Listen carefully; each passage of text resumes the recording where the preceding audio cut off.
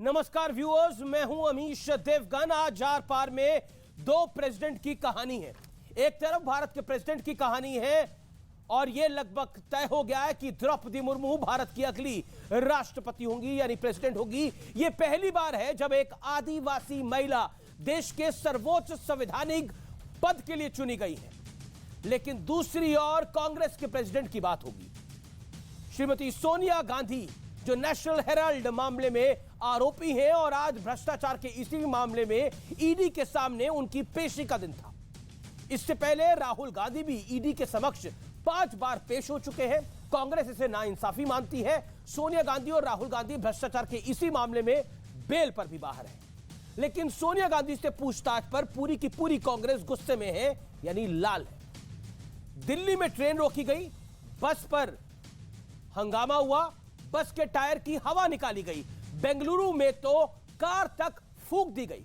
कांग्रेस के कई नेताओं ने कहा कि अगर पूछताछ करनी थी तो ईडी की टीम को खुद सोनिया गांधी के घर आना चाहिए था, उनके द्वार आना चाहिए था।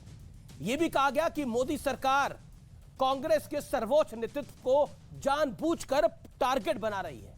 कांग्रेस ने ऐसे ही विरोध प्रदर्शन राहुल गांधी के पूछताछ के वक्त भी किए थे।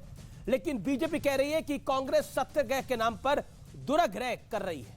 तो आज इसी पर होगी देश की सबसे देखे जाने वाली डिबेट। आखिर कांग्रेस का ये सत्याग्रह है या फिर दुराग्रह है? आज आर पार में देश की सबसे देखे जाने वाली डिबेट में इसी पर होगी बड़ी चर्चा।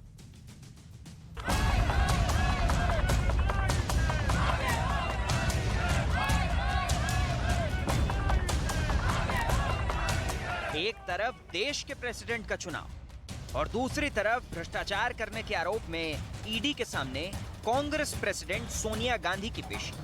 कुल मिलाकर कांग्रेस समेत उसकी समर्थक पार्टियों के लिए आज जोरदार झटके वाला दिन रहा। करीब 12 बजे सोनिया गांधी पूछताछ के लिए ईडी दफ्तर पहुंचे। राहुल गांधी और प्रियंका वाड्रा भी उनके साथ थे। इस बीच कांग्रेस ने सड़क से संसद तक जमकर हंगामा किया।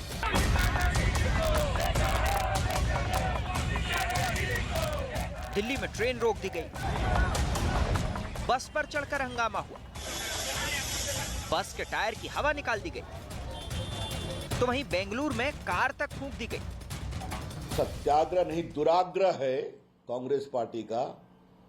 परिवार जब पार्टी की संपत्ति को अपनी जेब में कर रही है, उसको बचाने का दुराग्रह है। एक ही केस के लिए परिवार के 2 लोगों को बुलाना, ये कहाँ का न्याय है? जो उनकी पर्सनैलिटी जो उनको आ रहा है एक, और जो 70 प्लस एज है उनकी, उसमें मतलब ईडी खुद को कहना चाहिए हम करा के पूछताछ करेंगे। आप मेरा मान हेराल्ड एक इतनी बड़ी संपत्ति पूरे देश में रही है, उनको कम उस इतनी बड़ी बड़ी संपत्तियों को कम दामों में बेच दिया गया। उसके हजारों करोड़ रुपए किराया आ रहा है, रेंट आ रहा है।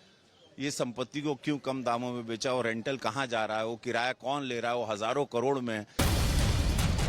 कर्नाटक कांग्रेस के एक नेता तो एक कदम आगे निकल गए और कहने लगे कि गांधी परिवार के चलते हमने खूब कमाया है, अब उनका एहसान चुकाने का वक्त है। ನಮ್ಮ ಋಣ ತೀರಿಸಿಕೊಳ್ತಾ ಇದ್ದಾರೆ ಅಂತಕ್ಕಂಥ ಒಂದು ಸಮಾಧಾನ ಇವತ್ತು ಸೋನಿಯಾ ಗಾಂಧಿ ಅವರಿಗೆ ಆದ್ರೆ ನಾವೆಲ್ಲರೂ ತಿಂತಕ್ಕಂಥ 2 ಹೊತ್ತಿನ ಊಟ ಸಾರ್ಥಕ ಆಗುತ್ತೆ। 3-4 ತಲೆಮಾರುಗಳಿಗೆ ಆಗುವಷ್ಟನ್ನು ನಾವು ಮಾಡಿಕೊಂಡಿದ್ದೇವೆ ನೆಹರು, ಇಂದಿರಾ गांधी, सोनिया गांधी ಹೆಸರಲ್ಲಿ। सवाल है कि अगर कोई भ्रष्टाचार हुआ ही नहीं तो फिर कांग्रेस जांच पर इतनी बेचैन क्यों? इसी पर आज होगी देश की सबसे बड़ी बहस, सत्याग्रह या दुराग्रह।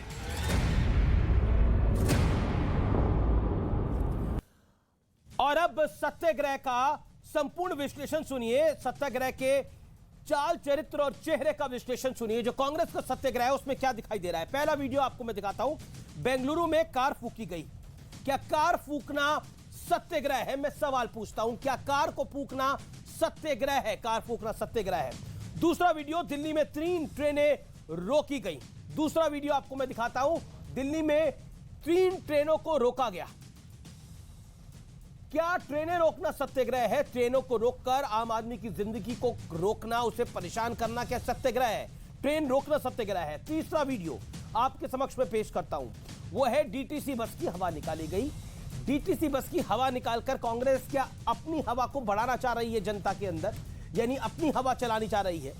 क्या डीटीसी की बस से हवा निकालना सत्याग्रह है? मैं सवाल पूछता हूं। चौथा, चंडीगढ़ में पुलिस के साथ भिड़ गए कांग्रेस के नेता, क्या पुलिस से भिड़ना सत्याग्रह है? हैदराबाद में एक स्कूटर फूंक दिया गया, एक स्कूटर को फूंक दिया गया, क्या वो सत्याग्रह है? ये स्कूटी फूंकी जा रही है, क्या ये सत्याग्रह है?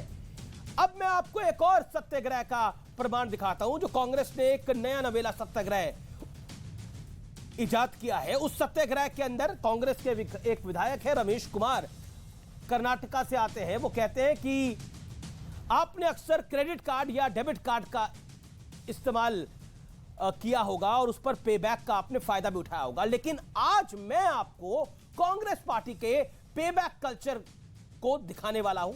हम आपको कांग्रेस के ही विधायक रमेश कुमार का एक बयान सुनाते हैं, जो कह रहे हैं कि गांधी परिवार के चलते हमने खूब कमाया है, अब उनका एहसान चुकाने का यानी पेबैक का वक्त आ गया है, पेबैक का टाइम आ गया है। वो बाइट कन्नड़ में है, लेकिन सुनिए जरूर आप। ನಮ್ಮ ಋಣ ತೀರಿಸಿಕೊಳ್ತಾ ಇದ್ದರು ಅಂತಕ್ಕಂಥ ಒಂದು ಸಮಾಧಾನ ಇವತ್ತು ಸೋನಿಯಾ ಗಾಂಧಿ ಅವರಿಗೆ ಆದ್ರೆ ನಾವೆಲ್ಲರೂ ತಿಂತಕ್ಕಂಥ 2 ಹೊತ್ತಿನ ಊಟ ಸಾರ್ಥಕ ಆಗುತ್ತೆ. 3-4 ತಲೆಮಾರುಗಳಿಗೆ ಆಗುವಷ್ಟನ್ನು ನಾವು ಮಾಡಿಕೊಂಡಿದ್ದೇವೆ ನೆಹರು, ಇಂದಿರಾ ಗಾಂಧಿ, ಸೋನಿಯಾ ಗಾಂಧಿ ಹೆಸರಲ್ಲಿ.